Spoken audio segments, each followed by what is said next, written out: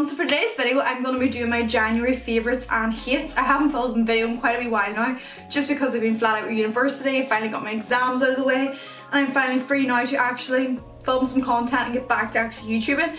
So I've got quite a lot of different things here I want to show you today, what I like and haven't liked, etc. This is the LMD palette. I filmed a look and it'll either be going up next week after this video. I don't think it'll be up before this one, but it's actually the eye look I have. Oh, that's on. It's actually the eye look I have on my eyes at the minute, but I'm loving this palette. It's £25 it costs. That exactly there, what it looks like, all the different shades in it, and it's unbelievable. The pigment in this palette too is phenomenal. It's a very good and very well worth money. I've been using this literally religiously since I got it. So the second one I want to talk about is this here, the Eco by Sonia Driver. It's the pink Himalayan salt scrub. So I went and got this here and I've absolutely been loving it. It's really funny how it actually turned up. It arrived to my house literally like rock solid froze. That's because there's coconut oil in it, and it kind of made me laugh. I was literally like, because there's no chemicals in this stuff, literally it froze because there's nothing making sure that it wouldn't, but it melted and it was fine. As you can see, it's just like real balmy now. But basically this here is like a salt scrub. So if I push this up, it's so thick. I'm trying to push real hard. It comes out like that there, and it's just like a really nice kind of a balmy salt scrub. What I like about this here too is you actually apply this before you get into the shower. I reviewed not so long ago Eco Tan, which is by the same brand, and I absolutely loved it. And then this here, this is a really nice scrub for getting that tan off, and the fact too you can actually use this on your face I liked, because I wasn't scared of like, oh what if like this is gonna break me out or whatever, because this is vegan and organic as well. So I've absolutely been loving that. So these here 3 products up now, so I'll be posting a skincare video and you'll see in it like I'll be talking about these products a lot, but my loves of the month are these 2. I absolutely love these. This is Environ Body AC and E oil, and this is the moisturising toner. This is unbelievable if you find like that you have really dry skin, because after you apply this your skin's more hydrated than it was before. And this is the AC and E oil, so you will see, I'll talk about it more in my next video, but this is basically for vitamin A into the skin, and this stuff has really changed my skin. My skin's not half as like dry or oily as what it used to be. It's like really balanced my face out, as well as it's helped so much with congestion. So chatting about them, as I said, in my next video, so I'll do more in depth. But them there, if you're wanting to try a new skincare, definitely look into Environ. The next one, part of Environ, is not a like, it's kind of a hate. This here stuff basically costs like £50 or €50. I'll link the actual price because I'm not exactly sure, but it's expensive, that's the point. So I went and bought this along with all the other Environ products that I did get, because this was raved about. It was meant to be very, very good for your under eyes. I don't know now if this is meant to be for your skin if you have wrinkles already or what it's for, but I was more or less looking for something that would help with my dark circles. I don't have puffy eyes or anything, but I would struggle with dark circles, and I found this here done literally nothing. I went and been using it now. I won't lie, I haven't been using it like religiously every day, just because I'm like, it's not really working, what's the point of me using it?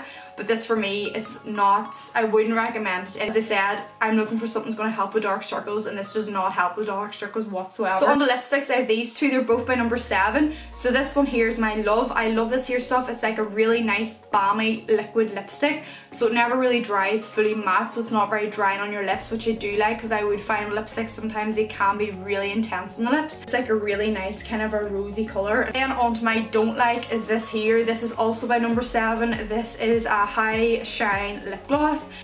It's not pigmented enough, as well as the fact the colour is just not nice. Like, I'll swatch it here as well. To me, it's just one of those kind of tacky red lip glosses. Now I don't know if it's to do with my like colouring or whatever, and the fact that I'm quite pale and like it just doesn't match my like skin tone that way. When it's on your lips, I feel like it's quite a warm undertone, so that like it makes your teeth kind of look quite yellow, and it just doesn't match me and just doesn't look right on my lips. See it kind of like separating up and just sitting funny, as if it's really watery and it's not like a nice sharp line across. So I'm not really sure why it's done that or why it's doing that, but that lipstick for me, it's a no-go. I really am not a big fan of it whatsoever. Concealers, as you know, Vichy is like my #1. I actually need to get a new one because this has been battered and is flipping nearly done by now. But I decided when I was going to get a new one of these that I was going to try something different. So I went for the Vichy Dermablend 3D Correction.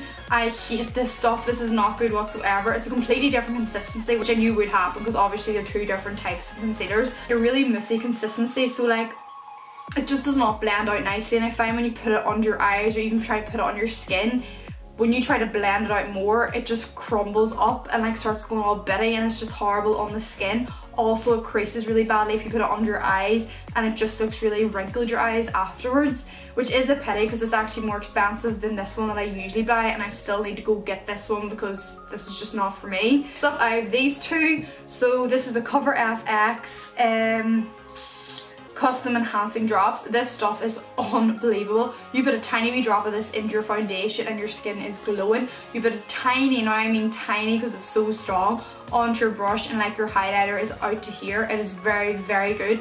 It is quite pricey. It is £34. However, it is definitely one of those products I would say would last you a very long time because you need so little of it. The colour I have here is the Celestial.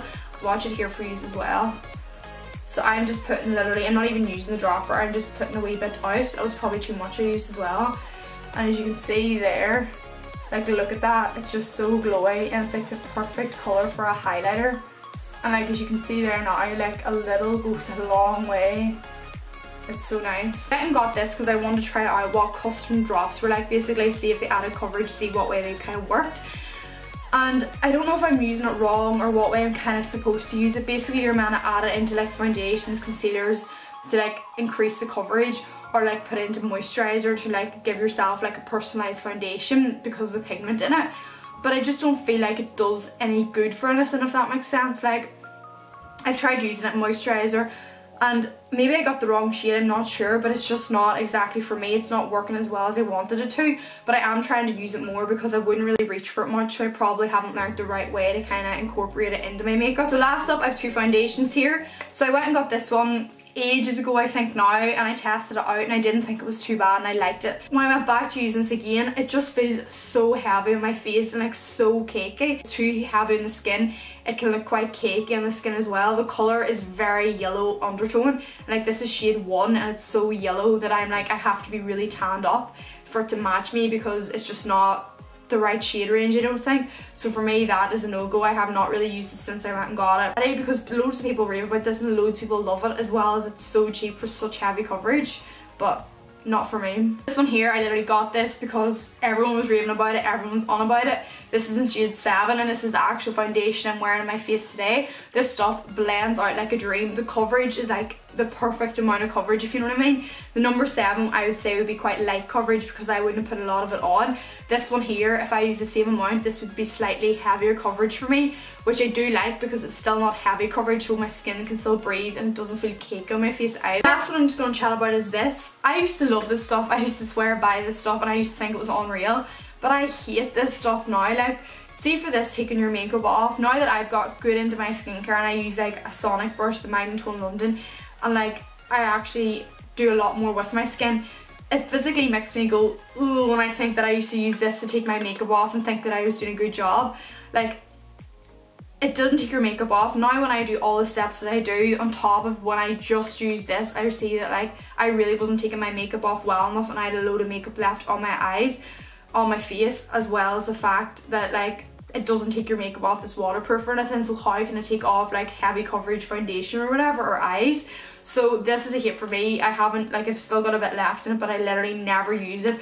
It's no longer for me, and once you get into skincare and invest, you're literally like, there's no point. So I hope you enjoyed watching that video. Give me a big thumbs up if you did. Also, don't forget to subscribe to my social media. It's all down below, my Snapchat and Instagram and everything. But yeah, I'll see you next time. Bye!